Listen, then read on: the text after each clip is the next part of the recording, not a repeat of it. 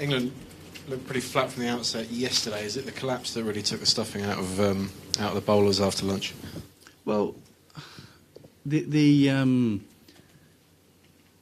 yesterday was tough. When you get yourself into a position where you feel that you can go on and get 550 and really compete in a game and be in a very good position, it's been the pattern really, hasn't it, in this series so far. We've got in good positions and we've either not been good enough or the opposition have been better and taken the initiative away from us. And yeah, I think it probably does knock the stuffing out of you a little bit. But I don't necessarily think that we've been flat from the point of view that it's lacking effort or lacking commitment. We just, perhaps on that wicket, we just perhaps haven't got anything else to offer. And, the bowlers have got stuck in and worked hard. I mean, Overton, I'm not going to spin you a stob story, but, I mean, Overton has obviously carried on bowling with a cracked rib, and that's been quite tough for him. I mean, he looked most likely to get a wicket yesterday. I mean, he got 2 good wickets.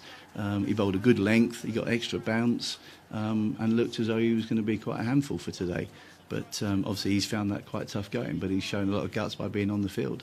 If you're not taking 20 wickets in a game, you're obviously not going to win Test matches. Given what you said earlier, are the Ashes gone? No, absolutely not. We've got 2 more days to play and we've got to get stuck in and play exceptional over those 2 days. It's going to be tough. Of course it's going to be tough. But, we had opportunities in the last game. We had opportunities in the previous game. So we have had our opportunities. We just haven't been good enough, or they've been better in the tough moments and they've taken the games away from us. But in terms of this game, there are 2 days to go and we've got to believe that we can fight hard over the next 2 days and make sure there's still a contest to keep going. Paul, Steve Smith's putting together a pretty astonishing Test career. Can you give some idea of the problems he presents to a bowling side?